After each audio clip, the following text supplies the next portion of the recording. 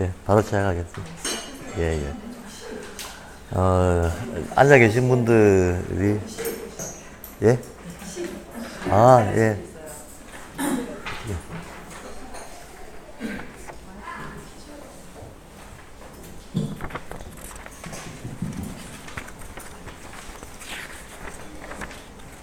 이걸 어떻게 읽어요? 다 같이? 예. 제목은 세상을 바꾸는 배움이라고 하는 이 제목은 올해 발도르프 100주년을 맞아가지고 세계 발도르프 100주년 기념 세계 사업단에서 이제 모토로 정한 게 세상을 바꾸는 배움이라고 하는 요 제목입니다. 그 시는 제가 쓴 시입니다. 예, 같이 한번 읽어 보겠습니다. 고개 들어 떠가는 저 구름, 넘어 빛나는 태양, 비추며 반짝이는 물결, 내 마음에 부는 바람, 나를 닮은 세계와 세계를 담은 나, 더 멀리 저 너머로, 더 깊이 내 안으로, 아름다운 세상, 고귀한 사람, 하늘의 선한 신들과 땅의 착한 정령도 자유롭기 위해 배우고 사랑하기 위해 익히며 춤추며 간다 홀로 또 함께 춤추며 간다 홀로 또 함께. 괜찮나요?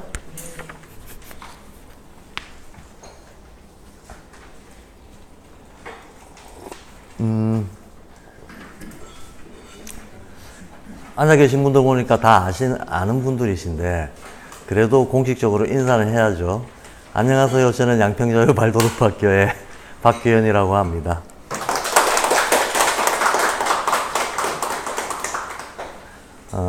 올해 발도르프 100주년입니다. 오늘 강연의 제목이 자유와 독립입니다. 3.1운동이 100주년이기도 합니다. 그래서 사람들이 막연히 뭔가 3.1운동 100주년하고 발도르프 100주년이라고 하는 데에서 단지 100이라고 하는 숫자 때문만이 아니라 두 개의 정신성이 어떤 연결고리가 있을 것 같은데 라고 하는 막연한 감들은 많이들 가지고 있어요. 그런데 언뜻 머릿속에서 이게 잘 연결이 안 되는 거죠.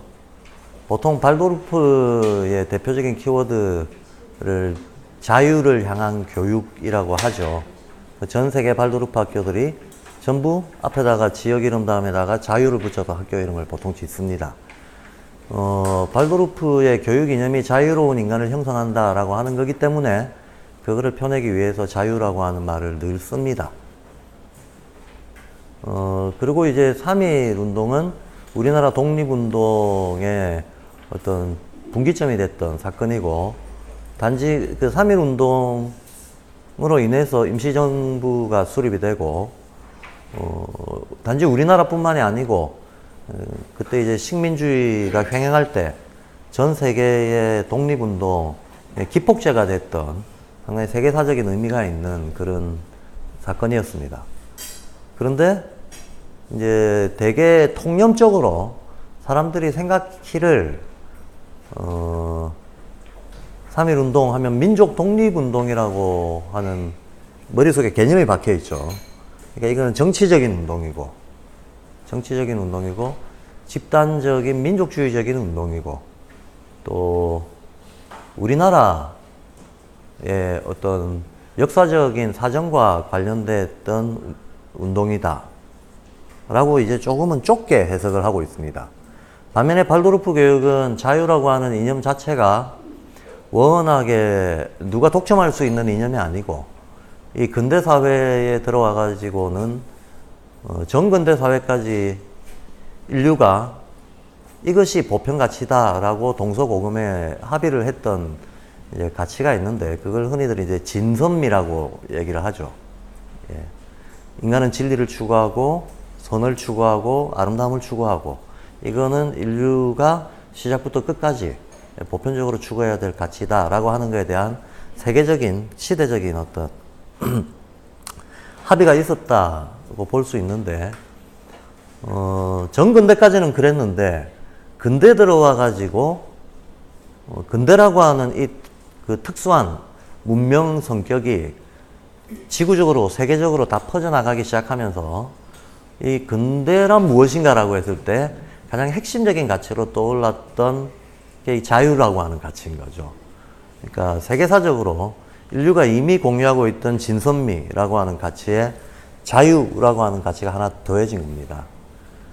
근데 뭐 오늘날에는 전 세계가 다 근대화됐다라고 하는 것이 곧바로 서구화를 의미하는 것이기도 하고 어쨌든 모든 근대 국가들이 이 자유라고 하는 가치를 받아들임으로써 이거에 기반해서 개인주의, 합리주의, 민주주의, 공화주의, 지금 우리가 헌법에 기재되어 있는 대한민국은 자유민주공화국이다 라고 하는 이런 이념들을 공동의 가치로 이제 받아들이고 살고 있는 세상이 됐는데 그 출발점이 자유라고 하는 가치의 등장이었다는 거예요. 이제 그러다 보니 근대라고 하는 이 어떤 사회의 성격이 어느 한 나라에 국한된 게 아니고 전 세계적이고 또 보편적으로 받아들여지고 있기 때문에 우리가 자유라는 말을 들었을 때는 누가 독점할 수 있는 말이 아니고 이것은 아주 세계적이고 보편적인 가치 개념이다 라는 생각을 떠올리게 됩니다. 반면에 독립이라는 말을 들었을 때는 이것은 특정 시대의 특정 정치적 운동이었다 라는 이미지가 떠오르게 된다는 거죠. 그러니까 이게 두 개가 등가적인 가치가 있을 거다라는 느낌은 있으나 실질적으로는 의식 속에서는 뭔가 자유라는 개념이 훨씬 더 크고 독립이라는 개념은 부분적인 것처럼 이미지가 그렇게 떠오르기 십상이라는 겁니다. 그러나 실제로 좀 내밀하게 들여다보면 이제 그렇지 않다는 말을 오늘 이 자리에서 이제 하려고 하는 거죠. 이 두 개, 3.1운동과 발도르프 교육이라고 하는 것은 차라리 어떤 것이 더 보편적이고 어떤 것이 특수하다는 관계가 아니고 차라리 서양과 동양에서 각각 일어났던 하나는 어떤 개인의 자유로운 개인의 형성이라고 하는 것을 표방하고 일어났고 또 하나는 민족의 독립이라고 하는 것을 표방하고 일어났지만 이 두 운동이 보여주고 있는 어떤 의식의 수준이나 그다음 지향점 이런 것들은 본질적으로 아주 동일하다라고 하는 거를 오늘 이 자리에서 이제 그게 결론입니다. 그거를 한번 밝혀보겠다라고 하는 게 이 자리의 취지입니다. 그렇고요. 그래서 원래는 이 자유와 독립이라고 하는 이 강연이 그러니까 발도르프 100주년 기념사업단에서 추진을 해보자고 논의가 된 바가 있지만 이제 전체 이름으로 추진하지는 못하게 되면서 양평자유학교가 이 기획 자체가 워낙 좀 이 100주년이라고 하는 시기와 맞물려서 기념비적인 의미가 있고 살려야 된다는 생각을 해서 자체적으로 이렇게 몇 군데 호응을 해주시는 분들이 장을 마련해 주시는데 조그만 자리라도 만들어서 알리는 강연을 하게 됐습니다. 오늘은 한국 발도르프 협동조합에서 주최한 자리고 자리의 대소 여부를 떠나서 이게 오늘 여기 오신 분들이 뭔가 마음에 좀 남는 게 있다면 그 자체로 의미가 있을 거다고 생각을 합니다. 자, 이제 본론 들어가겠습니다. 그리고 오늘 조금 제가 양해 말씀을 구할 게, 키워드는 심플한데, 이게 아까 두 가지식으로 제가 결론 말씀드린 것처럼 이 두 개의 운동이 실제로 동일한 정신성의 표현입니다. 라는 거를 증명을 하려면 좀 많은 얘기를 해야 됩니다. 그래서 3시간이 잡혀 있어서 보통 강연으로는 꽤 긴 시간인데도 불구하고 제가 지금 말하고 싶은 거를 머릿속에 떠올려 보면 3시간이 굉장히 바쁜 시간이에요. 짧게 느껴지는 시간입니다. 그래서 조금 말이 빠르고 양이 좀 많더라도 양해를 해 주십사 하고 미리 좀 말씀을 드리겠습니다.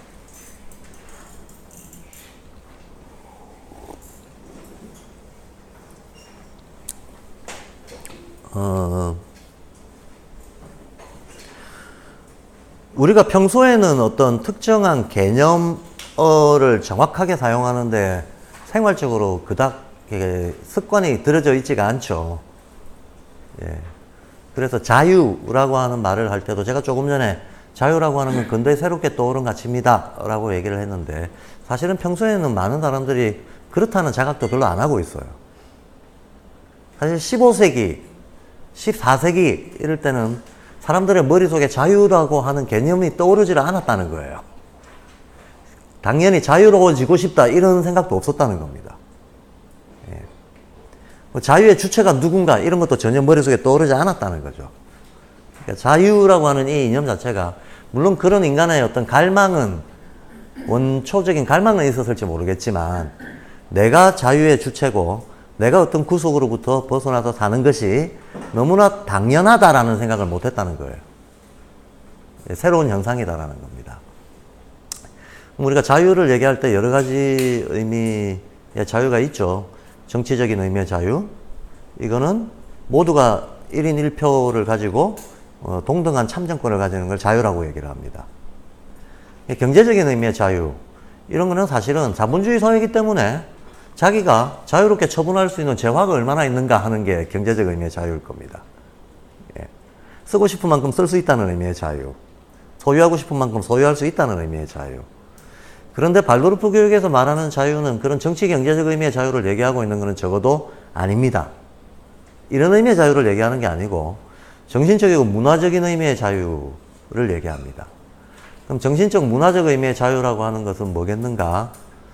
우리가 흔히들 발도르프 교육뿐만 아니라 모든 교육에서도 그렇고 꼭 교육의 장이 아니고 더 넓게 보더라도 어렸을 때 인간은 세상에 대한 모방을 통해서 성장할 수밖에 없습니다. 그리고 어느 정도 언어를 배우고 학습 과정에 들어가기 시작해서는 뭔가 권위를 따라다니면서 세상을 배울 수밖에 없습니다. 그러니까 모방과 권위라고 하는 성장에서 필수적인 어떤 과정이 있는 거죠. 모방을 통해서 세상을 배우고 권위를 따라서 세상을 배우고 그러다가 어느 정도 성숙 단계에 이르게 되면 이 모방과 권위로부터 벗어나서 자기 스스로의 주체적인 판단에 대한 어떤 내적 확신을 바탕으로 살아가고 싶다고 하는 것도 인간이 타고난 본성이기도 합니다. 예. 주체성을 우리는 타고났다는 거죠. 근데 그런 수준에 이르기 위해서는 어쨌든 우리가 성장 과정에서 배웠던 그 모든 모범과 권위로부터 거리를 두고 벗어날 수 있어야 자기 스스로의 주체적인 판단에 내적 확신을 가지고 살 수 있는 이런 사람이 될 수가 있는 거죠. 그래서 정신적인 의미에서 자유라고 하는 것은 일체 모방과 권위에서 벗어나서 내적인 가치 판단을 주체적으로 내릴 수 있고 그걸 기반으로 당당하게 이제 한 개인으로서 살아갈 수 있는 그런 의식 상태를 자유라고 한다는 거예요. 네. 일단 그러니까 자유를 정치 경제적인 의미까지 포함해서 얘기를 하게 되면 너무 교육적인 의미에서의 자유는 그런 것까지 얘기하는 건 아니고 일단 여기는 논외로 해두고 정신적인 의미의 자유를 정의해 놓고 여기에 집중해서 논의를 해야 의미가 있겠습니다. 그리고 애초에 이 정신적 의미의 자유가 모든 자유 개념 중에서 가장 바탕이 되는 자유라는 겁니다.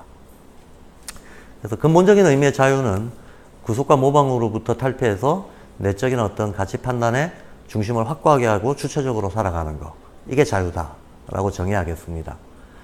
이렇게 정해놓고 발도르프 교육은 어디에서나 자유를 향한 교육이라고 전 세계적으로 얘기를 하고 있습니다. 발도르프가 100개 국가에 1000개 이상의 학교가 지금 성장을 하고 있으니까 1세기가 됐죠. 올해로 1세기가 됐으니까 지난 한 세기 동안 정말 많은 변화가 있었던 세기인데 한 세기 동안 자기 정체성을 잃지 않고 꾸준히 이렇게 확대 발전을 해온 교육운동으로서는 거의 유일한 교육운동입니다. 대단히 큰 의미가 있습니다. 큰 의미가 있고 그만큼 자유로운 인간을 형성하고 싶다라고 하는 어떤 그 열망이 인류에게 보편적으로 공감이 되기 때문에 발도르프 교육이 성원을 받게 되는 걸 겁니다. 그런데 우리가 이제 말로는 쉽게 권위와 모방에서 벗어난다 라고 얘기하지만 정말로 이걸 벗어나 보겠다라고 생각하면 이게 절대 쉬운 일이 아니라는 걸 금방 알 수가 있어요. 우리도 일상적으로 우리가 어떤 생각을 하고 판단을 할 때 순간순간 번뇌와 모방의 영향을 계속 받지 않습니까? 예, 순간순간 계속 받고 있습니다. 남 모르는 사람한테 가서 내 생명을 맡길 수 있는 이유는 의사의 권위를 믿기 때문이죠. 예. 그리고 내 애가 구체적으로 어떤 심리 의식 발전 상태를 겪고 있는가를 몰라도 학교라고 하는 공교육의 시스템을 믿기 때문에 그냥 맡겨놓고 있을 수 있게 되는 겁니다. 조그만 거에서부터 꽤 큰 결정에 이르기까지 우리는 권위와 모방에서 실질적으로는 거의 못 벗어나고 살고 있어요. 사회의 어떤 물리적인 시스템이 그렇게 돼 있으니까, 제도적인 시스템이 그렇게 돼 있으니까 어쩔 수 없다라고 하는 그런 현실적인 면 말고도 남들은 알 수 없는 내적인 상태, 심리적인 상태로 보더라도 우리는 권위와 모방에서 그렇게 쉽게 못 벗어난다는 거예요. 예. 근데 발도르프에서 말하는 자유로운 개인이라고 하는 거가 애매모호한 개념이 아니고 굉장히 이렇게 포커스가 정확한, 꽤 의미의 그 범위와 정의가 명확한 개념입니다. 그러니까 발도르프에서 말하는 자유로운 개인이 뭔가를 일단 규명을 해야 그 다음에 발도르프 교육의 목적이 뭐고 방법이 뭐고 하는 게 자연스럽게 따라서 얘기가 될 수가 있겠죠. 근데 우리가 이런 기본적인 문제들을 사실 그동안에 이렇게 조명하는 자리들이 좀 약했지 않나라는 생각을 해요. 자, 그래서 발도르프에서 말하는 자유로운 개인에 대한 얘기부터 먼저 좀 하도록 하겠습니다.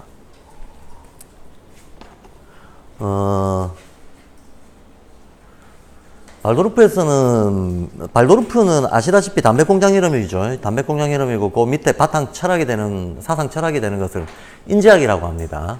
그리고 여기 계신 분들은 제가 거의 얼굴 모르는 분들이 거의 없어요. 그러니까 인지학 공부 되게들 하신 분들이야.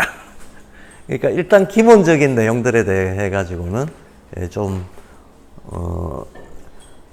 들어보셨을 거라고 생각을 하고 진행하겠습니다. 발도르프에서 기존 인간관하고 제일 크게 다른 게, 가장 크게 다른 게, 기존의 근대 철학은 인간을 심신이원의 존재로 봤죠. 몸과 마음으로 이루어져 있다. 몸과 마음으로 인간은 구성되어 있다. 이렇게 봤습니다. 근데 발도르프가 기존 철학하고 가장 크게 표면적으로 다른 거는, 발도르프는 인간을 이원적으로 파악하면 인간의 본질을 전혀 이해할 수 없게 된다라고 봐요. 인간은 이원이 아니다라고 보는 거죠. 삼원이다라고 봅니다. 예. 하나가 더 있다라고 보는 거죠. 몸과 마음만 있는 거 아니고, 본질적으로 차원이 다르게 구별되는 다른 구성 요소가, 본질적인 구성 요소가 하나 더 있다. 그게 바로 영적인 거다라고 보는 겁니다. 그래서 몸도 있고 마음도 있고 영적인 것도 있다. 이 세 가지 구성 요소의 종합으로 인간을 봐야지, 몸, 마음 두 개의 종합으로 봐가지고 영적인 힘을 제외하고 봐가지고는 인간을 이해할 수 없다라고 보는 겁니다. 그래서 발도르프에서는 인간은 신체, 혼, 영, 이렇게 세 가지로 구성되어 있다. 이걸 흔히들 인간 삼원론이라고 얘기를 하죠. 물론 우리가 이제 근본적으로 생각을 해보자면 저렇게 말하는 근거가 뭐냐? 뭐 살펴보니까 그렇더라는 얘기냐? 한마디로 경험적인 알미냐? 아니면 저렇게 되는 뭐 어떤 필연적인, 마치 수학 논리 같은 증명할 수 있는 필연성이 있다는 말이냐? 따져 물을 수 있겠죠. 따져 물어야 됩니다. 따져 물어서 근본부터 알아야 됩니다. 이제 따지는 거 조금 이따가 할 텐데, 조금 이따 하기로 하고, 일단은 이제 이렇게 3원적으로 나눠 놓고, 3원적으로 나눠 놨을 때, 이 자유라고 하는 개념과 관련해 가지고 슈타이너가 본인의 이 인지학의 창시자가 슈타이너인데, 루돌프 슈타이너인데, 슈타이너가 스스로 생각하는 자유의 의미를 집중적으로 밝혔던 책이 자신의 첫 출세작이면서 동시에 대표작이기도 합니다. 그 책이 이제 자유의 철학이라고 알려져 있는 책이죠. 그래서 발도르프 교육의 첫 출발점은 자유의 철학입니다. 사실 냉정하게 말하면 자유의 철학에 나와 있는 내용들이 우리가 공감이 돼 있지 않다 그러면 발도르프 교육이 시작할 수 없다라고 얘기해야 돼요. 예. 왜냐하면 기본 이념과 방향이 그 자유의 철학에서 정의되고 있기 때문이에요.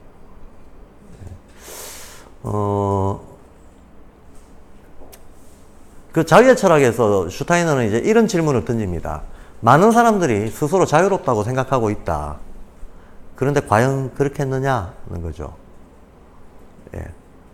사람들은 흔히 우리가 선택의 자유를 할 수 있다는 걸 근거로 해서 자유로운 사회에 살고 있다고 하지만 또 아까 말했던 정치 경제적인 그런 의미의 권리가 있다고 해서 자유로운 세계에 살고 있다고 하지만 만약에 우리가 정신적으로 어딘가에 세뇌당해서 조종당하고 있다 그러면 이거 자유롭다고 할 수 있겠느냐라는 거예요.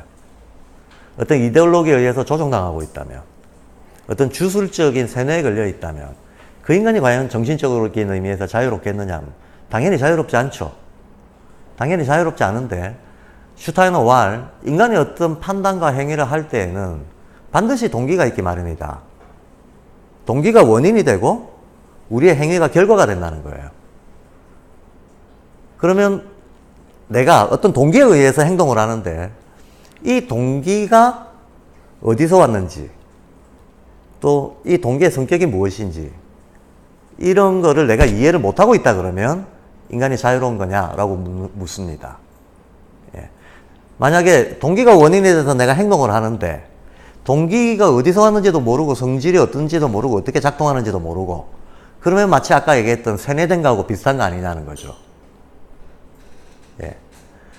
그래서 결국 인간은 자기 행위의 동기를 정확히 이해하고 조절할 수 있을 때만 의식적으로 그걸 자각하고 있을 때에만 자유로울 수 있는 존재다 라고 얘기를 합니다. 말 되죠? 예. 그런데 문제는 이놈의 동기가 복잡하다는 거예요. 상당히 복잡하다. 이 동기의 구조라고 하는 게, 심층이라고 하는 게 한 단계, 두 단계에서 끝나지 않고 여러 층이 있다라는 거예요. 그래서 근데 내가 저기 백화점에 가가지고 딸내미 생일 선물 주려고 뭐 하나 샀을 때에도 겉으로는 상당히 합리적인 어떤 계산과 이성적인 판단이 들어간 것처럼 보이지만 그 밑바닥에는 딸에 대한 나의 어떤 그 애정과 감정과 이런 것들이 당연히 있기 마련이죠. 예. 그리고 또 그 밑에는 내가 내 주변의 어떤 관계자들, 내가 관계 맺고 있는 사람들한테 내가 어떻게 보여지고 싶다라고 하는 욕망도 있고, 인정받고 싶다는 욕망도 있고, 그 내가 속해 있는 어떤 집단을 어떻게 성격 지우고 싶다라고 하는 그런 마음도 깔려 있다는 거예요. 한마디로 가족 분위기 화기애애하게 해가지고 얻고 싶은 게 있는 거죠. 그러니까 합리적 판단이라고 겉으로 나타나는 것 안에는 감정도 있고 그 감정 밑에는 욕망도 있다는 얘기입니다. 그 욕망 밑에는 나의 어떤 성향이나 취향이나 기질 같은 것도 있다는 거예요. 그리고 그 기질 밑에는 나도 잘 모르는, 나도 잘 모르지만 나한테 끊임없이 영향을 한순간도 빠짐없이 주고 있는 유전자적인 특징 이런 것도 있다는 거예요. 그리고 종교적으로 보자면 까르마 이런 것도 있다는 거예요. 이게 전부 동기부여 시스템이라는 거예요. 예, 그러니까 동기라고 하는 게 단순하지가 않고 이렇게 심층적으로 굉장히 많은 층의 동기부여 시스템을 가지고 있는데 우리가 이 자기 스스로의 내면의 동기부여 시스템에 대해서 이해를 못하고 있고 이해를 못한 상태로 그냥 그때그때 떠오르는 대로 행동을 한다 그러면 우리는 내가 모르는 동기에 의해서 조종당하고 있는 시기 돼버린다는 거예요. 그런 인간을 자유롭다고 말할 수는 없다는 거예요.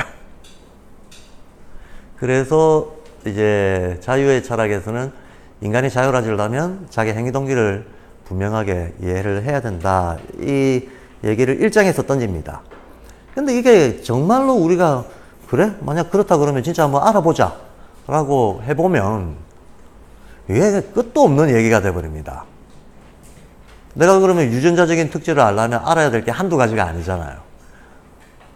생물학 지식도 있어야 되겠고 의료 지식도 있어야 되겠고 그 전에 어쨌든 우리 엄마 아빠를 이해해야 되겠고 우리 엄마 아빠는 그 외에 할머니 할아버지한테 받았을 테니까 조상 계보를 다 이해해야 되겠고 우리 조상들이 왜 이 환경에 적응하고 살았는 걸 알려면 자연도 알아야 되겠고, 자연은 또 왜 이렇게 만들어졌는 걸 알려면 우주도 알아야 되겠고, 끝이 없다는 얘기예요. 끝이 없다. 이 끝이 없는 어떤 이어지는 질문에 대해서 과연 인간이 알 능력이 있는가? 우리가 알 가능성이 있는가? 하는 문제가 제기가 됩니다. 되게 우리 스스로도 어렸을 때 내가 왜 태어났지? 꽃은 왜 생겼지? 해는 왜 뜨지? 모든 어린애들이 이런 소박한 존재의 근본적인 질문들을 하면서 자랍니다. 맞죠? 밤낮이 왜 바뀌지? 별들은 왜 있는 거지? 이런 질문들을 하고 삽니다만 누구도 그거에서 명쾌하게 이해하고 자라지는 않습니다. 그리고 아무도 답 안 해줍니다. 그러니 그냥 한참 스스로 묻다가 잊어먹고 살게 되죠. 사회화 과정, 학습 과정으로 들어가면서 눈앞에 닥치는 숙제, 눈앞에 닥치는 어떤 채찍과 당근의 이렇게 그 시스템에 의해서 나에게 요구되는 것들을 따라가다 보면 존재의 근본 질문들은 까먹고 살게 된다는 거죠. 어느 날 이 근본 질문을 내가 모르면 도저히 안 되겠다 싶어서 이거를 좀 탐구를 해볼라 그러면 실존적으로 막막하고 학문적으로도 아무도 뭐 제대로 규명해 놓은 것도 없고 이런 이제 막막함에 부닥치게 된다는 겁니다. 막막함에 부닥치게 되는데 그럼 기존의 학자들이나 철학자들은 이 질문에 대해서 뭐라고 얘기를 했는가 하면 알 수 없음이라고 얘기했어요. 그러니까 인간의 인식이라고 하는 건 한계가 있어서 어느 정도 우리가 조건 지어진 상태에서 알 수 있는 일정 범위만 알 수 있는 거지, 슈타이너가 물어본 식으로 동기의 심층까지 파내려가는 그런 알면 불가능함이라고 하는 것이 기존 근대 철학의 입장이었습니다. 이 근대 철학의 입장을 대변하는 사람이 뭐 여러 철학자들이 있지만 근대에서 제일 영향력이 큰 철학자는 칸트거든요. 칸트는 오늘날 우리가 자유민주 공화정이라고 할 때 이 자유민주 공화정, 특히 공화주의의 이념을 수립한 사람이에요. 그래서 근대 법치주의의 이념을 수립한 사람이기 때문에 아직까지도 영향력 1번 대빵은 칸트입니다. 근데 칸트에 따르면, 칸트가 이제 이전에 있었던 모든 철학자들을 집대성한 입장인데, 칸트에 따르면 그거는 절대 알 수 없다. 이걸 알 수 없다. 이걸 불가지론이라고 하는데, 그것은 인간의 인식 바깥의 영역이다. 하고 그냥 선을 딱 그어버려요. 그러니까 칸트는 알 수 없음 하고 끝냈습니다. 근데 슈타이너는 여기에 만족하지 않습니다. 만족하지 않을 뿐만 아니라 슈타이너는 자유의 철학 2장에서 우리는 알 수 있다, 알 수 있게끔 태어났다라고 주장을 해요. 지금까지의 철학자들이 포기했던 영역을 넘어서서 이해할 수 있고, 알 수 있고, 그 알을 통해서 세상을 새롭게 바라볼 수 있고, 그 과정을 통해서 인간은 진짜로 자유로워질 수 있다라고 얘기를 해요. 그러니까, 그럼 이제 어떻게 알 수 있는가 하는 거를 어떤 과정을 통해서 알 수 있고, 그렇게 주어진 알아낸 알미, 정말 현실에서 타당하게 굴러가고 있는가, 작동하는가 하는 거가 이제 자유철학에서 계속 다루는 얘기고, 그 자유철학 1부 2장에서는 알 수 있다, 왜 알 수 있는가에 대한 얘기를 한참 합니다. 인간은 왜 알 수 있는가? 논리가 이렇게 전개가 됩니다. 왜 알 수 있느냐 하면 우리가 신이라서. 자, 이건 좀 단적인 얘기고, 우리가 신성을 타고났기 때문에 알 수 있다라고 하는 거예요. 인간은 몸, 마음 말고 하나 더 있다 그랬잖아요. 영성이라고 하는 게 우리 안에 신성이다라는 거죠. 우리 인간 스스로가 이미 신적인 능력을 내재하고 있다. 신적인 능력이 있기 때문에 인간적으로 보면 불가지의 영역이라고 했던 그 영역을 우리 내면의 신성을 깨움으로써 우리는 알 수 있게 된다라고 얘기합니다. 그럼 내면의 신성이 도대체 뭔데? 어떻게 알 수 있다는 거냐라고 했을 때 우선은 이렇습니다. 우리 안에 그럼 신성이 있다는 걸 어떻게 아냐? 내 안에 신성이 있다. 뭐 악마도 있을 수도 있겠죠. 하여튼 우리 머릿속에서는 신과 악마가 이분법적으로 대립을 이루고 있지만 실제로 신의 세계에 악마는 없어요. 악마는 없습니다. 악마니 신이니 하는 것은 인간의 오호 감정과 선악 판단 안에서 하는 얘기고, 신을 뭐라고 정의할 것이냐도 중요한데, 적어도 이제 인지학에서 말하는 신성이다, 영성이다 라고 하는 것은 영어로는 스피릿에 해당하는 거. 이 스피릿에 해당하는 것은 어떤 제도 종교에서 숭배 대상으로 삼고 있거나 신앙의 대상으로 삼고 있는 인격화된 존재자 개념은 아니에요. 의지를 가지고 이렇게 저렇게 명령하고 이렇게 저렇게 율법을 주고 니들 내 시킨 대로 따라 살아라. 안 그러면 죽는다. 하고 협박하거나 처벌하거나 이런 어떤 상상된 인격적 신을 얘기하는 게 아닙니다. 예, 그런 제도 종교에서 말하는 이제 상상된 인격적 신과는 다른 차원에서 인간이 됐든 자연이 됐든 우주가 됐든 새로운 변화와 창조를 일으키는 힘, 그것이 인격적이든 아니든 그런 건 따지지 말고 이 우주의 운동 변화를 실제로 주재하고 있는 힘, 그거를 신이라고 얘기를 해요. 그게 스피릿이다 라고 얘기를 하고, 그런 의미의 스피릿이 자연에도 작동하고 있고 이 우주에도 작동하고 있고 똑같은 힘이 인간 내면에서도 작동한다라고 보는 거예요. 그래서 우리 인간 안에 들어와 있는 이 신성, 이거를 이제 힌두교 용어 산스크리트어로는 아트만이라고 합니다. 그리고 바깥에 자연물들에 작용하고 있는 신들의 신적인 힘을 브라흐만이라고 합니다. 그래서 우리가 흔히 말하는 깨달음을 얻었다라고 하는 상태는 내면의 아트만과 외부의 브라흐만이 서로 교류 소통하는 것을 내가 자각할 수 있으면 그걸 두고 깨달음을 얻었다라고 표현한다는 거예요. 그래서 불교에서는 이걸 범아일력이라고 하는 표현으로 얘기하고 있다. 자, 어쨌든 이제 이렇게 우리 내면에 신성이 있기 때문에 알 수 있다라고 하는데, 이 신성은 인간적으로 나타날 때는 어떻게 나타나는가 하면 호기심으로 나타난대요. 인간한테 신성이 있다는 걸 어떻게 알 수 있나? 인간이 호기심을 본능적으로 가지고 있다는 게 바로 신성이 있다는 증거다라는 거예요. 왜 그렇게 얘기하는가 하면, 호기심은 뭔가 했을 때 호기심이란 무엇인가? 인간은 왜 호기심을 가지는가? 자, 우선은 호기심이라고 하는 것은 이질적으로 보이고 별 상관없어 보이는 두 개의 별개의 현상을 연결 지으려고 하는 이 마음에서 나오는 게 호기심이라는 거예요. 예를 들면 먹구름이 낀다, 비가 온다. 한 개는 기체고 한 개는 액체. 감각적으로 보자면 먹구름은 멀리서 눈으로 보는 거고 액체가 내 몸에 닿는 건 촉각입니다. 두 개 별개의 경험이라는 거예요. 별개의 경험이지만 인간은 먹구름이 끼면 비가 오네? 먹구름이 어느 정도 색깔을 띠면 어느 정도 양의 비가 오네?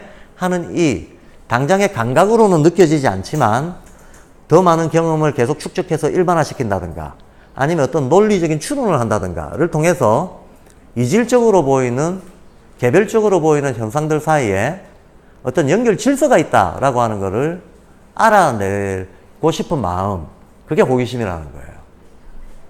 한마디로 분리되어 있는 현상을 통합하려고 하는 마음이다. 분리돼서 경험되는 현상을 통합적으로 이해하려고 하는 마음, 그 마음의 표현이 호기심이다라고 보는 겁니다. 그러면 애초에 우리가 통합하려고 하는 본성이 있어야 된다는 얘기 아닙니까? 통합하려고 하는 본성이 인간에게 주어져 있다고 봐야 된다는 거예요. 그럼 인간은 왜 통합하려고 하는 본성을 가지고 있냐 하는 거죠. 예. 그 바로 이 세계를 통합적으로 이해하고 어떤 것 하나도 빠짐없이 두루 연결되어 있다라고 어떤 가정이 있어야 되는데, 그 가정이 있어야 분리되어 보이는 것들을 통합하고 싶어하는 마음이 생기는 이유는 애초에 통합되어 있을 것이다 라고 하는 가정이 있어야 이 마음이 생기는데, 이 가정은 어디서 왔냐 하는 거죠. 그거에 대해서 슈타이너가 하는 말은, 그거 왜 그렇게 되는가 하면 우리가 애초에 영계에서 왔기 때문이다라는 거예요. 우리가 이 세상에 태어나기 전에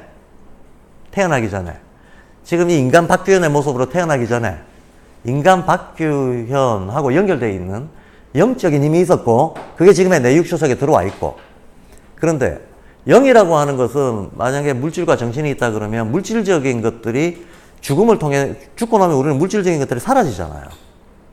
사라지지만 인식할 수 있는 이 능력, 세계를 인식할 수 있는 이 능력이 사라지는 건 아니거든. 그건 영적인 상태로 여전히 존재한단 말이죠. 그러면 물질성이 사라진 상태에서 세계를 우주적인 차원에서 내려다볼 수 있는 어떤 주체가 있다면 그 주체의 눈에 이 세계는 분리돼서 보일까요? 연결되고 통합돼서 보일까 하는 거예요. 예. 이 세계는 어떤 근본적인 힘들에 마치 그 집단 분무처럼 연결되고 통합돼서 같이 움직이는 걸 보인다는 거예요. 자, 근데 우리는 그런 영적인 존재자로서 경험을 전생에서 이미 가지고 이제 전생에 있었고 영적인 상태로 갔다가 영적인 상태에서 세계에 대한 어떤 연결과 통합을 받고 본 상태의 기억을 가지고 이 생에 왔다는 거예요. 이 생에 왔는데 그 기억은 내 의식 속에는 안 떠오르고 무의식 속으로 잠재되어 있다는 거예요. 무의식적으로 잠재되어 있으나 그 기억이 없는 건 아니라는 거죠. 우리 인간의 기억이라고 하는 게 참 장난을 잘 칩니다. 당장 우리가 어제 있었던 일을 한번 기억해 보자. 몇 개 기억나나요?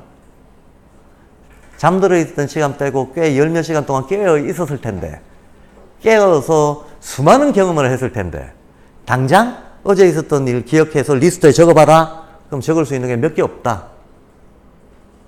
그죠? 몇 개 없습니다. 경험의 양이 10이라면 기억할 수 있는 거는 때에 따라서 1도 안 될 수도 있고 1이나 2밖에 기억을 못해요. 한번 깨어있었던 아침부터 시간 순서대로 주르륵 한번 기억에 떠올려 보세요. 몇 개 안 떠올라요. 그렇죠? 그러면 어제 경험했던 게 내 머릿속에 다 날아갔나? 휘발돼 버렸나? 아니라는 거예요. 휘발되지 않고 그냥 묻혔다. 암묵기억 속으로. 암묵기억 속으로. 머릿속에 명확하게 떠오르는 걸 명시기억이라고 하고, 명확하게 떠오르지 않고 저장되어 버리는 걸 암묵기억이라고 합니다. 근데 암묵기억 속으로 묻혔다는 거예요. 묻혔지만 사라진 건 아니다라는 겁니다.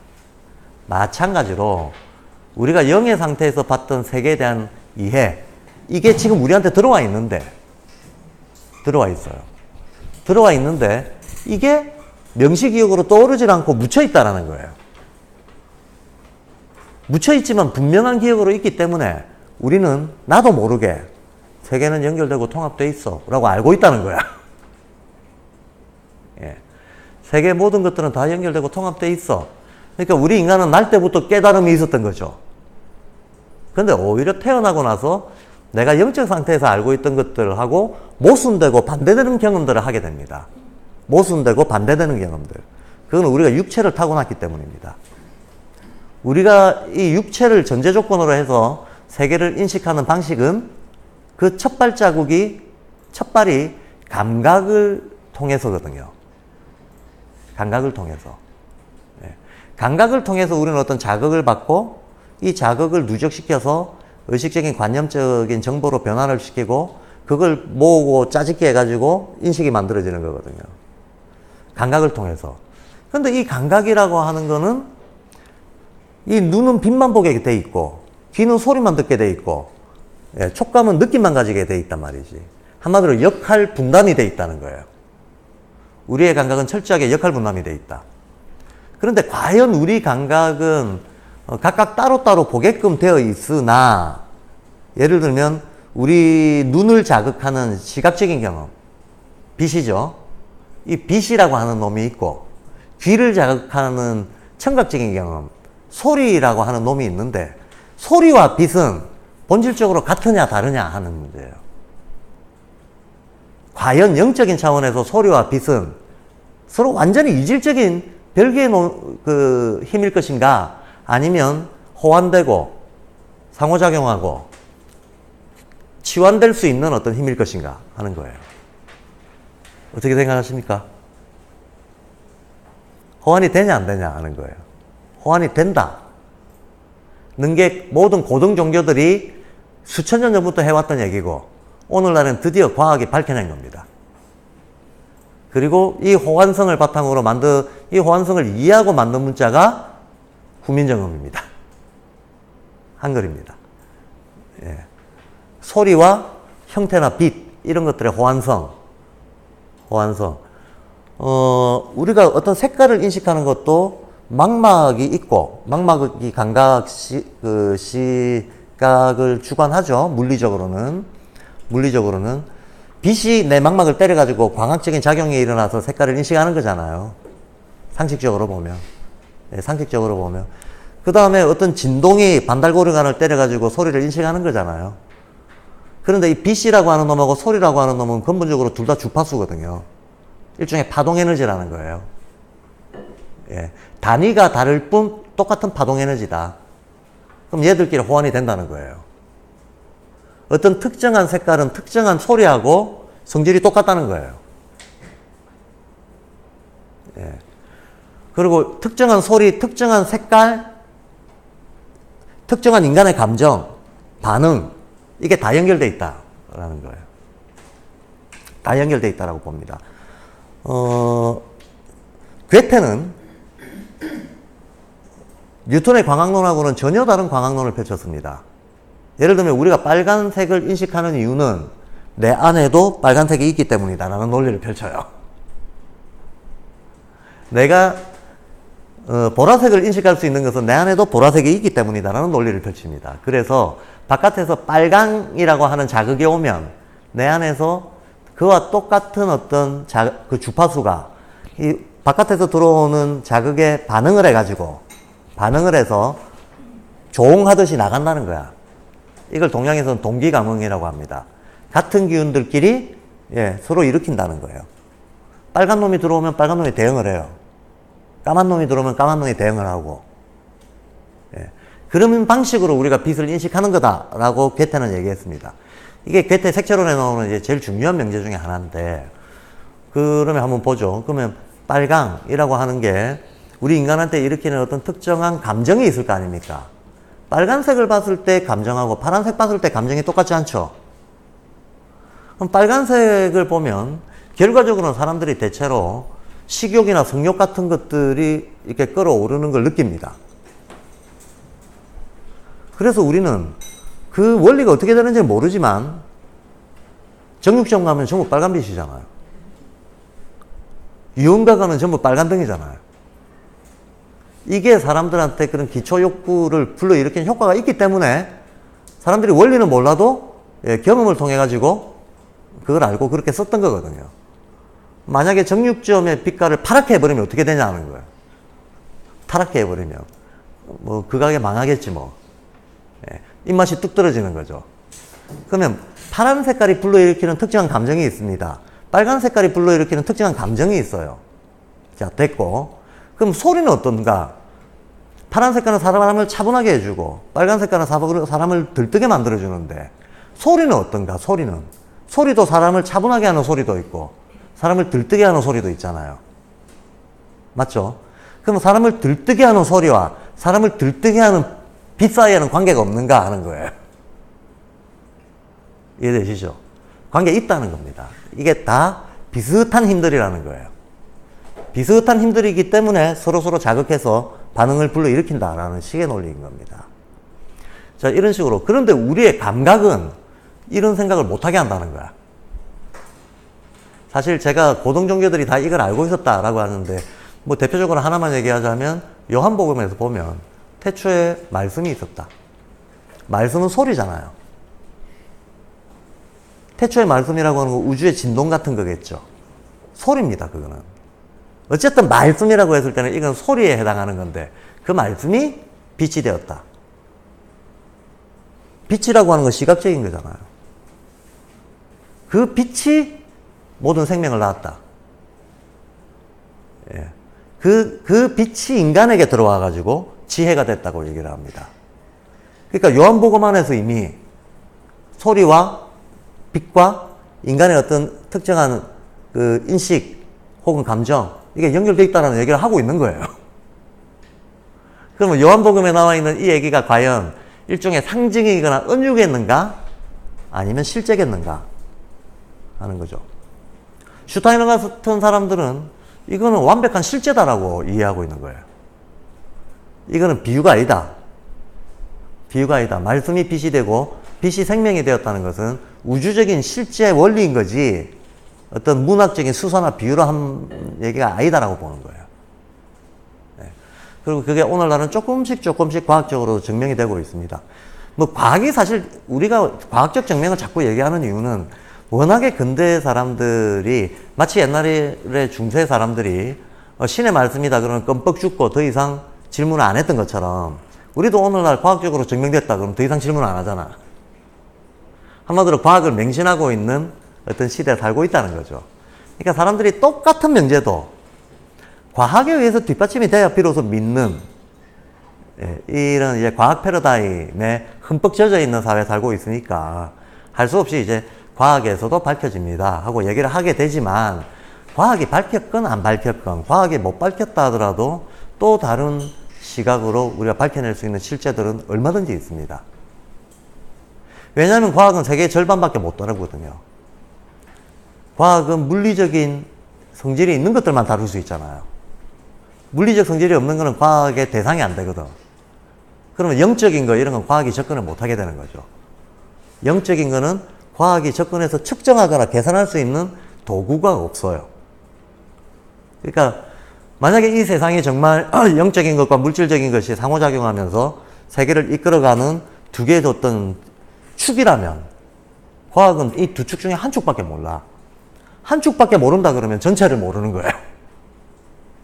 예. 전체가 굴러가는 방식을 모르게 된다는 거죠.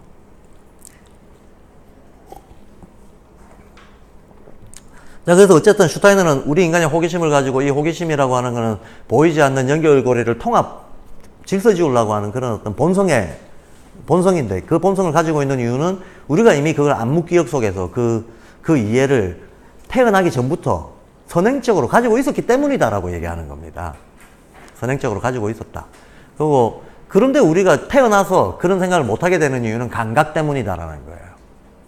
이 감각이, 우리가 암묵기억 속에 있던 세계 이해는 모든 것이 유기적으로 연결되고 하나의 어떤 일관된 원리에 의해서 굴러가는 그런 통합적인 세계인데, 우리가 느끼는 감각적 물리적 세계는 전부 분리되어 있다는 거예요. 예. 전부 분리되어 있어서 인간의 물리적 오감이 아니, 비설신, 예. 눈, 코, 입, 귀, 혀 이런 것들, 촉감 이런 것들이 세상을 다 따로 분리해서 느끼게끔 만들어버려가지고 인간은 말하자면 세계의 실제와는 다른 망상에 빠져 살게 됐다가 되는 거죠. 망상에 빠져 살게 됐다. 그러니까 우리는 모순적인 존재인 거죠. 태어날 때 본능적으로 세상은 유기적으로 통일되어 있어. 이걸 알고 있습니다. 근데 나의 부정할 수 없는 감각 경험은 아닌데 세상은 분리되어 있는데, 이 두 개가 계속 싸우는 거죠. 이 두 개의 싸움, 마치 양극성의 싸움인데, 이 두 개의 싸움 속에서 슈타이너는 우리가 그런 어떤 본성을 타고났기 때문에, 또 더군다나 그 본성이라고 하는 것은 우리가 죽을 때까지 포기할 수 없는 걸 얘기하는 거잖아요. 우리한테 이미 주어져 있고 조건적으로, 전제 조건으로 주어져 있는 거기 때문에 내 마음대로 포기도 안 돼. 그러니까 인간은 이 유기 이론적으로 전 세계, 온 세계가 다 연결되어 있고 통합되어 있다는 걸 밝혀낼 때까지 뭐 하다가 이 사람 죽으면 그 다음 사람 이어서 하고 우공이산처럼 계속 한다는 거야. 계속 한다는 겁니다. 원론적으로는, 현실적으로는 그 과제가 끝날 때까지 인간은 달리게 돼 있다라는 거고, 원론적으로는 인간은 날 때부터 이미 알았고, 예, 또 다른 과정을 거쳐서 원래 알던 알매에 도달하게 돼 있다 라고 보는 거. 그래서 알 수 있다 라고 합니다. 모르는 게 아니라 알 수 있다 라고 합니다. 신성이 있기 때문에 알 수 있다. 신성이 있기 때문에 그 모순을 느끼는 것이고, 그 모순을 충실하게 탐구해 들어가면, 예, 모순을 해결하려고 탐구를 해 들어가다 보면 우리는 결국 우리가 원래 알던 영적인 알매에 도달할 수 있게 돼 있다 라고 하는 거예요. 그래서 이 영적인 알을 회복하는 거, 원래 알고 있었던 영적인 알을 내가 망각했는데 이 영적인 알을 회복하는 거를 두고 영어로 하면 링크, 다시 연결한다. 다시 연결한다. 이 링크라고 하는 요게 내나 우리가 릴리전이라고 하는 거하고 의미가 똑같습니다. 릴리전이 종교잖아요. 예. 말뜻 그 자체로 종교잖아요. 종교의 실제 의미가 뭐냐? 리링크. 다시 연결한다. 무엇과 연결한다? 내가 까먹었던 영적인 세계와 나의 의식을 다시 연결한다. 한마디로 신성을 회복한다. 이게 종교라고 하는 것의 가장 원론적인 뜻이었다는 겁니다. 자, 여기까지가 이제 자유와 철학의 1부 2장까지입니다. 제가 지금 책을 요약하고 앉아있네. 중요한 대목이라서요. 자, 그럼 이제 준비가 됐죠. 우리의 심층 동기를 파내려가면 된다. 방향성이 정해졌고, 그 다음에 알 수 있느냐 없느냐 문제는 알 수 있다라고 전제가 됐다. 예. 그러면 어떻게 알 수 있느냐? 어떤 방법을 통해서 알 수 있느냐? 뭐 이제 이 방법론으로 이제 들어가야 되는 거겠죠. 방법론으로 들어가야 되는 건데, 이 방법론으로 들어가서 슈타이너는 인간의 어떤 마음이 어떻게 작동하는가를 잘 이해를 해보면 마음이 작동하는 어떤 흐름들이 있는데 그 흐름의 어느 대목에서 어느 과정에서 인간한테 신성이 발휘되는 수준이 있다 이거예요. 그 신성이 발휘되기 시작하는 그 수준에 빨리 도달해야 되는데 그 수준에 올라가서 인간은 관찰과 사고의 힘에 의해 가지고 아까 말했던 그런 거를 이해할 수 있게 된다 라고 얘기를 합니다. 그러면서 이제 드디어 이제 인간의 마음이 그러면 어떻게 움직이는가 한번 보자 하고 들어가게 되죠. 들어가게 되는데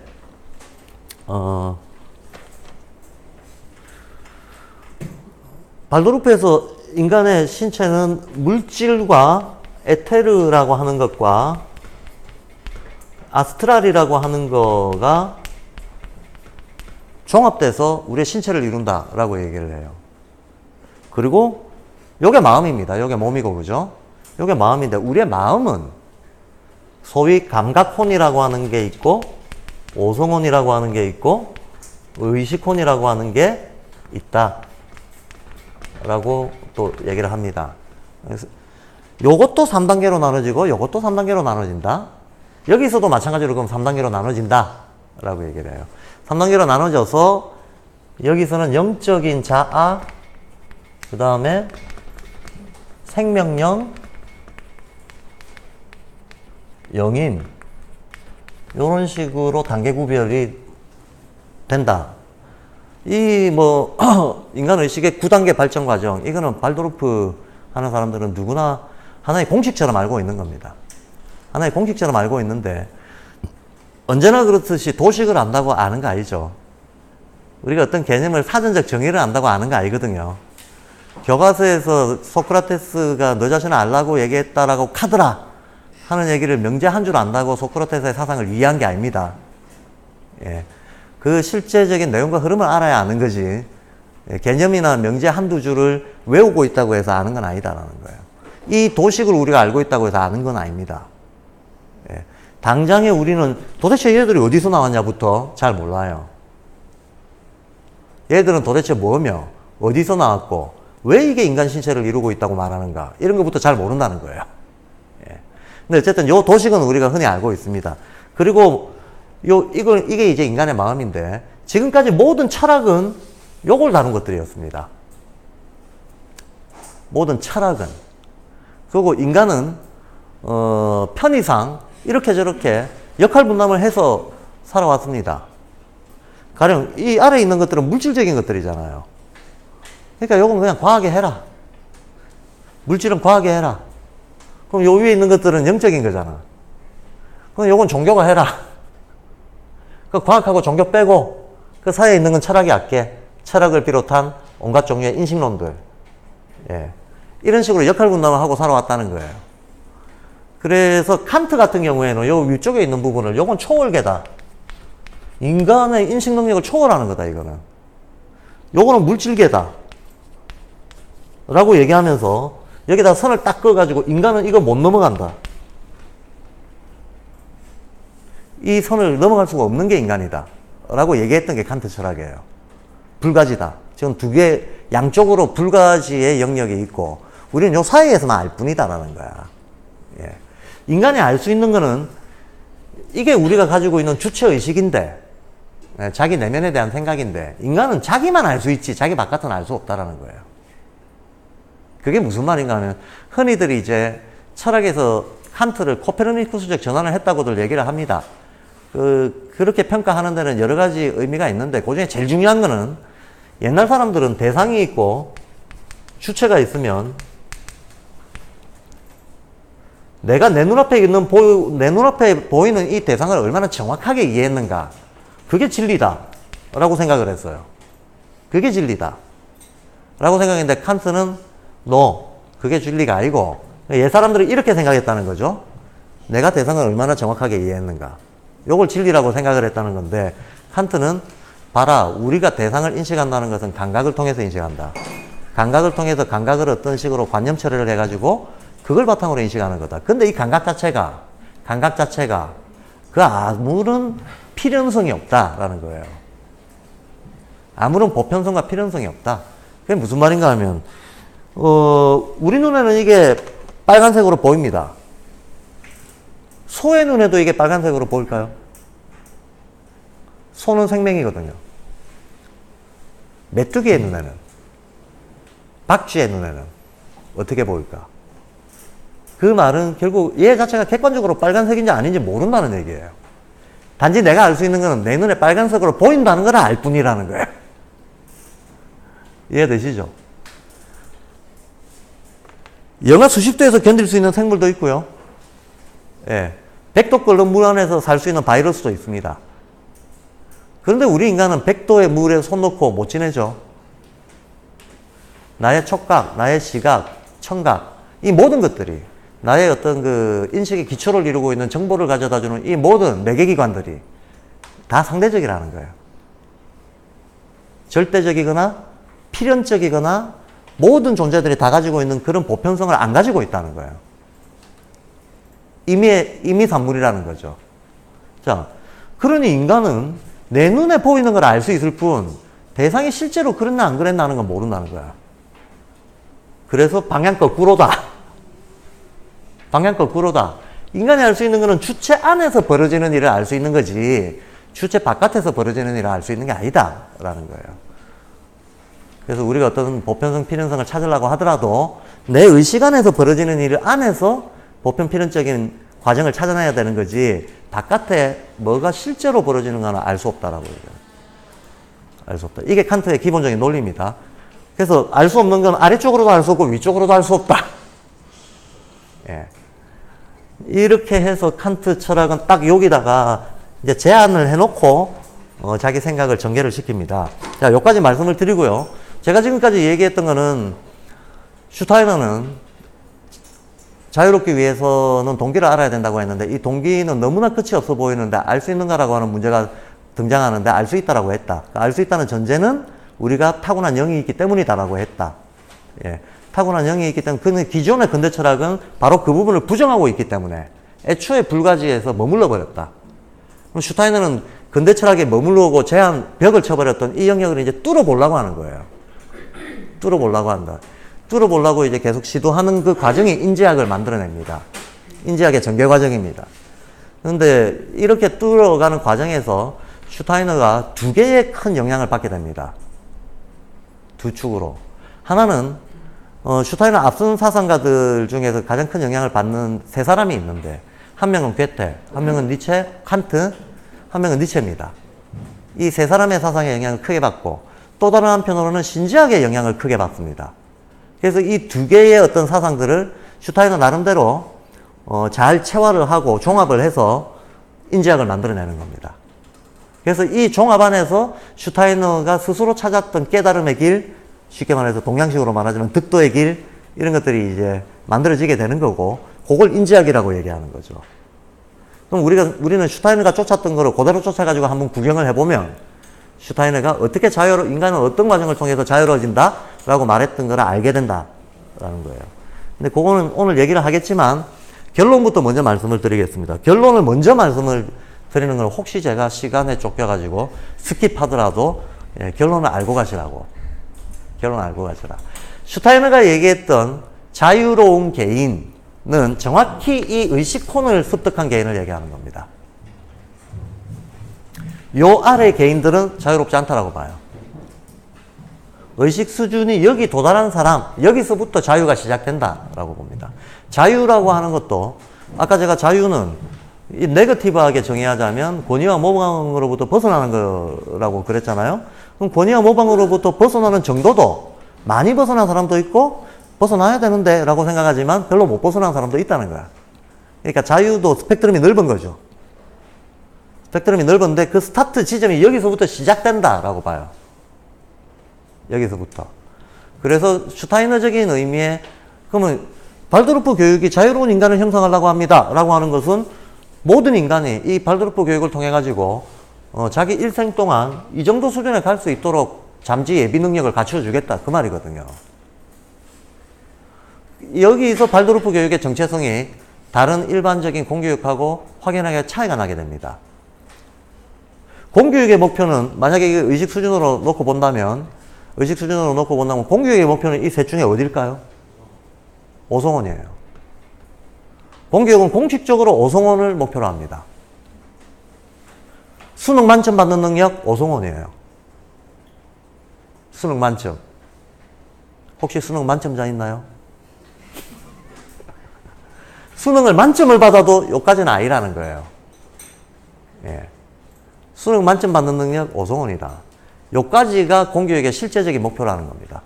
그럼 우리나라만 그런 게 아니고, 우리나라는 입시교육 때문에 삐뚤어진 거 아니냐. 우리만 그런 게 아니고, 모든 선진국도 실제로는 어떤 그 이성적인 조작 능력이 뛰어나고, 그거에 바탕한 판단이 합리적이고, 이런 인간을 만들어내려고 해요. 거기까지가 오송원이라는 거예요. 그러니까, 발도르프 교육의 목표는 기존 공교육의 목표에 비해서 한 단계 업그레이드 된 거죠. 그런 의미에서는 발도르프 교육은 엘리트 교육이에요. 근데 우리 사회에서 엘리트라는 말이 우리 사회에서 용어가 오용되는 경우들이 너무 많아서, 이제 언어에 대한, 개념에 대한 일종의 선입관들이 많아서 좀 불편한데, 엘리트란 말은 나쁜 말이 아니죠. 일렉션, 선거잖아요. select, 뭐를 선택하는 거잖아요. 엘리트라고 하는 건 선택받은 자들을 얘기하는 겁니다. 근데 선택받았다라고 하는 거의 의미는 어떤 집단 과제가 있을 때 그 과제를 해결할 수 있는 선두그룹을 얘기하는 거예요. 선두그룹을 얘기하는 겁니다. 그럼 인간이 자유로운 존재로 나아가는 데 있어서 여기가 교두보란 말이죠. 여기에 먼저 올라서는 자들. 이 인류 전체의 진화사 속에서 먼저 의식혼의 수준을 개척하는 자들을 만들어내겠다 하는 게 발도르프 교육이라는가. 그 점에서는 그런 의미에서 엘리트 교육이라는 겁니다. 근데 그 어떤 교육도 사실은 엘리트 교육을 저는 지향해야 된다고 봐요. 왜냐하면 우리가 흔히 전인교육이라고 얘기하잖아요. 전인교육이 뭔데? 전인교육이 모두를 어떻게 하자는 교육이 아니고 인간이 가지고 있는 잠재 능력을 다 발휘시키자라고 하는 게 전인교육이잖아요. 그럼 다 발휘하면 영성이 개발됩니다. 영성이 개발되면 의식 수준이 높아집니다. 그 의식 수준이 높아지면 어떤 시대 평균치와 어떤 속도에 비해서는 당연히 앞서간 선두그룹이 되게 됩니다. 그런 의미에서 전인교육 자체도 엘리트 교육이다. 우리가 진짜로 전인교육을 지향한다면 당연히 자연스럽게 엘리트 교육이 되게 된다라는 겁니다. 그래서 어쨌든 발도르프는 이런 의미에서 공교육의 목표를 한 단계 업그레이드 시킨 교육이다 라고 이해를 할 수가 있습니다. 이 정도 의미 부여를 해놓고요. 그러면 이제 슈타이너의 알매 두 축, 한편으로는 괴테칸트 니체, 또 한편으로는 신지학으로부터 슈타이너가 어떤 원리를 읽어냅니다. 이쪽의 영향을 통합해서 세계를 움직이는 어떤 원리가 있네 하는 걸 읽어내게 된다는 거예요. 이 원리를 바탕으로, 자, 원리라고 하는 것은 모든 곳에 적용되어 원리지. 여긴 되는데 저긴 안 되네. 이런 원리가 아니에요. 보편 원리가 아닙니다. 그렇죠? 예. 이 사람한테는 통하는데 저 사람한테 안 통하네. 이 시대는 통하는데 저 시대는 안 통하네. 이러면 보편 원리가 아니에요. 어떤 보편 원리가 있다면 그것은 나타나는 결과의 형태는 다를 수 있지만 작동하고 있는 실제적인 어떤 그 흐름은 똑같아야 돼요. 근데 슈타이너는 자기 스스로 또 원리를 깨우쳤다라고 자부하는 거예요. 그리고 내가 깨우친 원리를 가지고 기존에 이 근대사회라고 하는 것은 과학적 패러다임에 입각해 있기 때문에 과학적 패러다임은 하나의 유물론이고 그 유물론 중에서도 특히 분석적인 유물론입니다. 과학의 핵심은 모든 것을 가르는 겁니다. 과학이란 말 자체가 나눌 과자잖아요. 분석이란 말 자체도 나눌 부자, 나눌 석자예요. 전부 나눠서 쪼개는 겁니다. 쪼개서 전문적이고 미시적으로 이해를 한 다음 이걸 재조립해서 이해하는 것을 과학이라고 하는 거예요. 그러다 보니 우리는 지금 당장도 문과, 이과 나누고 자연과학이 문과학 나누고 그 다음 나누는 가운데 나누고 또 나누고 대분류, 중분류, 소분류 해가지고 쫙쫙쫙쫙쫙쫙 한 100몇십 개로 나눈 다음 각자의 영역끼리 소통이 안 되잖아요. 맞죠? 각자의 영역끼리 소통 못 하잖아요. 수학과 나온 사람하고 법대 나온 사람하고 말이 안 통해요. 세계 실제로 놓고 각자의 삶이 현실과 인간의 삶과 자연과 연결돼서 통합적으로 쓰이는 게 아니고 그냥 각자의 분과 테두리 안에서만 쓰인다는 거야. 맞죠? 그게 우리가 지금 겪고 있는 현실입니다. 이런 식으로 벽을 쳐놨다는 거예요. 벽을 쳐놨는데 슈타이너는 자기가 현대철학과 신자학으로부터 얻어낸 그 자기 나름대로의 수행을 통해 가지고 밝힌 어떤 보편적인 원리가 있고 이 원리를 가지고 이 100몇십 개의 분과 학문이 쳐놓은 이 장벽을 싹쓸이하고 다 통합하는 걸 한번 보여줄게 라고 선언을 했던 게 슈타이너였습니다.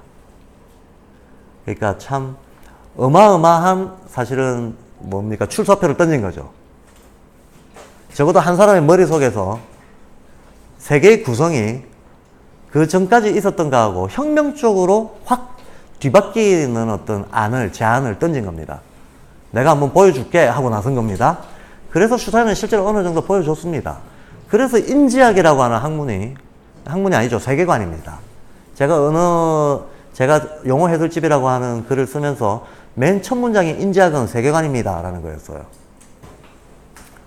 어떤 의미인가 하면 세계를 통합적으로 보는 눈이다라는 뜻이에요.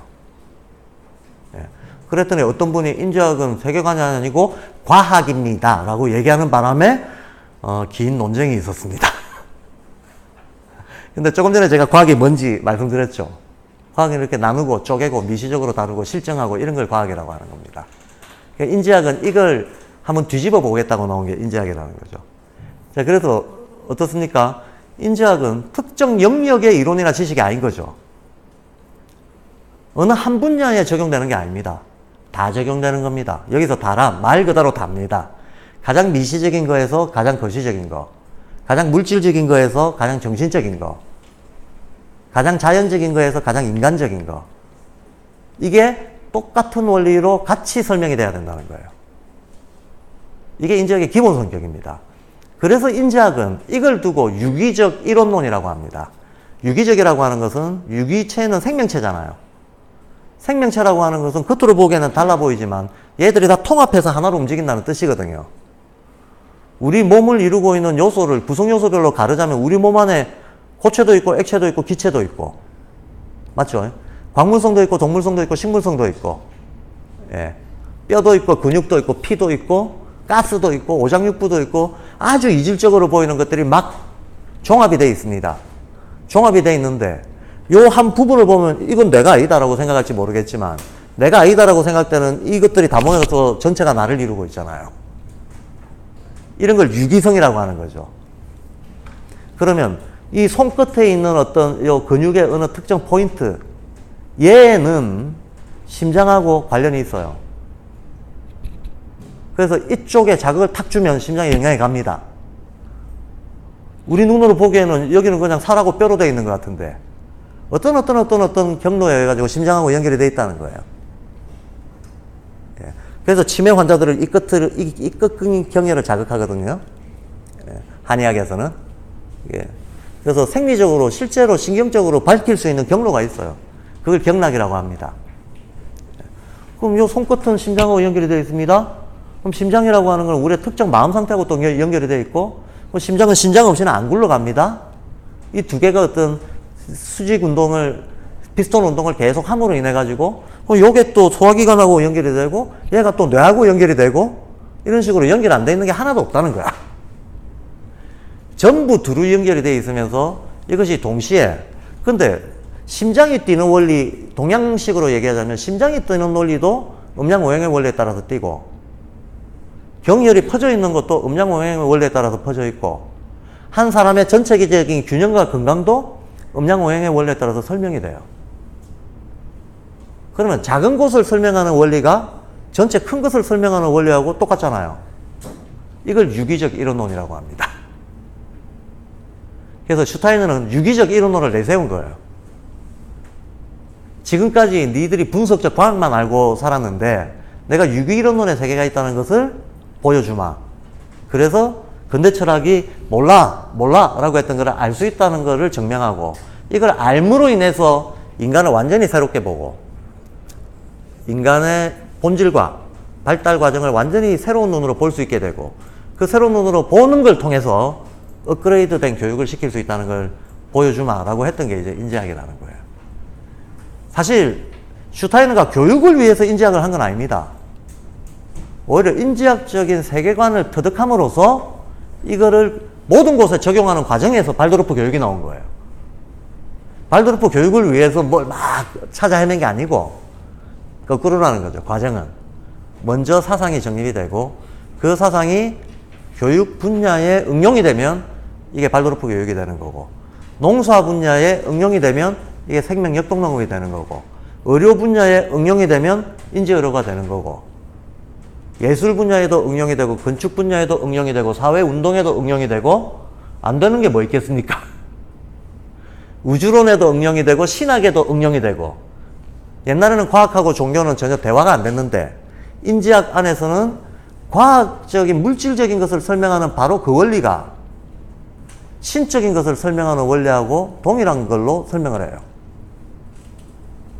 된다는 겁니다. 그래서 인지학 안에서는 과학과 종교가 통합이 되고, 예, 물질적인 것과 정신적인 것들이 통합이 되고, 인간적인 것과 자연적인 것이 통합이 되는 그 통합의 논리가 인지학 안에 있다는 거예요. 제가 조금 이따 말씀드리겠지만 바로 요 세 가지, 요거 있죠. 요 세 가지가 이걸 이제 기본 개념으로 본다면 얘들은 말이 다르잖아요. 근데 사실은 얘들의 변형이에요. 얘도 얘로 설명이 돼요. 그럼 얘도 얘로 설명이 됩니다. 펼쳐지기는 9가지로 펼쳐져 있는 것 같지만 실제로는 이 세 개의 상호작용으로 다 설명이 돼요. 이게 유기이론론이라는 겁니다. 이해가 되시죠?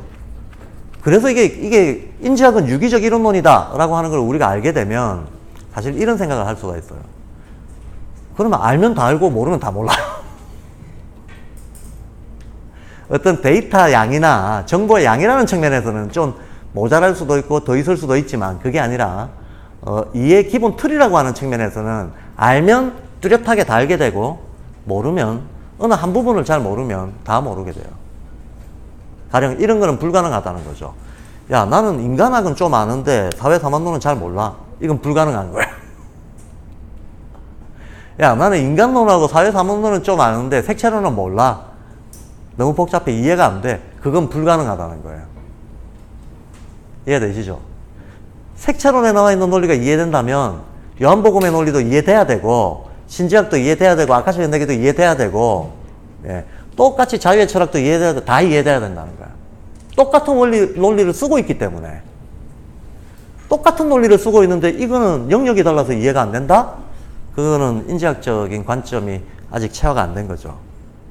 그래서 인지학이 어렵다는 선입관들이 많이 퍼져 있는데, 그거는 우리가 늘 하던 방식으로, 즉 과학적 방식으로, 우리한테 익숙한 패러다임으로 접근하니까 어렵게 느껴지는 거예요.